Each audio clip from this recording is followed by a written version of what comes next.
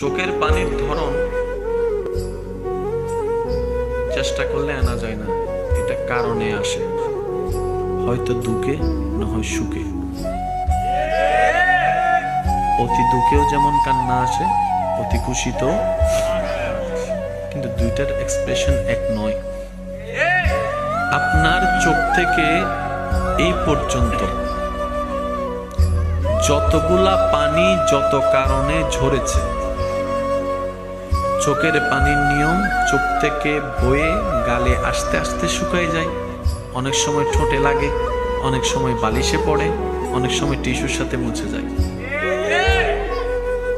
কিন্তু মনে রাখবেন, একটা কারণের চোখের পানি কখনো বিলীন হয় না। নবী রাহমাতুল লিল আলামিন বলছেন, যে বান্দা তার সারাটা জীবনে